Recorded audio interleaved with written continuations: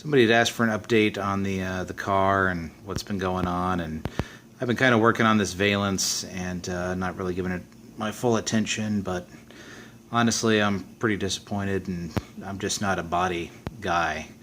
And it's hanging low because it's hitting the piping right now. That driver's side pipe hangs down pretty far, so I need to fix that, but I think I'm going to scrap this anyways. You know, if we come around the side here and look, you know, the intent was to bring it around the wheel well and wrap it. Again, it's hanging down a little bit, but just wanted to give you an idea. But I think I'm going to trash that anyways.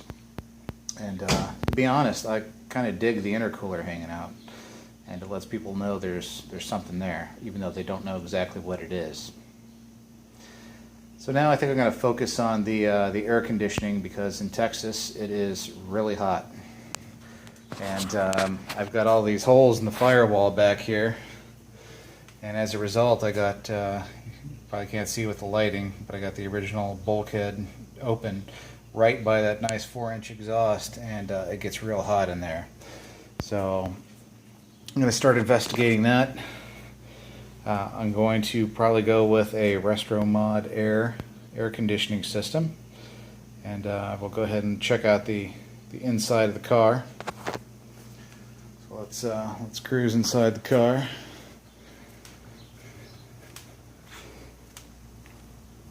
Now the system I will be looking at is called the Vapor 2, and they have two systems. The other one's called a Haymaker, but it is substantially bigger. So here are the dimensions. The you know, fitting it under the dash is a big concern. So let me get the tape measure out here, and we'll put this under here. So the height is going to be an issue. So if we look at the difference between the two systems, one is 9.5 and one is 10.5. And if we come under here, you can see that really the Vapor 2 is the only one that's going to fit with any ease. And of course it says it's 7.5 inches or 7.25 inches deep, which is fine. This is a smaller car really, and I don't have the need for to cool a lot of volume, so I think that system will work fine. It's also 20.5 inches across. So let me extend the tape measure.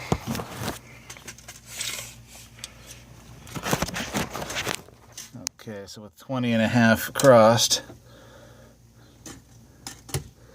we can see that that's going to be plenty big.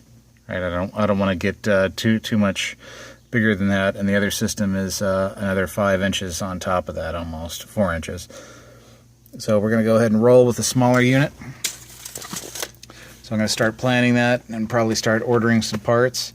I got to get the unit itself, condenser coil, compressor. I'll have to make the brackets for the compressor because they wanted a different system than what the Mercedes compressors have.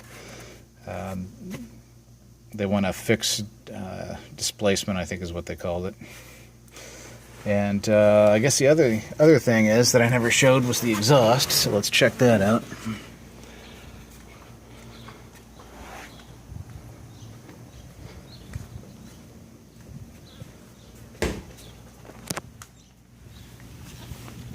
Now, the exhaust will certainly will not win any awards for being a piece of art, but I think it was difficult for the guy to work with the 4-inch oval tubing. So he got it done. It doesn't sound like it's leaking here, and he took the flange out underneath the car. So that's good. That doesn't drag anymore, and believe it or not, it is tucked up under a little better. So I haven't dragged since I got the modification done. Again, it's kind of ugly, but it's functioning just fine. Also, you can probably see the new springs in there. I'm loving those. There's not as much give to the rear end as there was. I really need that camber kit though. I can see the top of the driver's wheel in the back here tipping in, and I don't like that, and it's going to wear down the wheels, so I need to get that fixed. That's kind of where we're at with the car. So the Valance is now off my list, and I think I'm going to focus on the AC.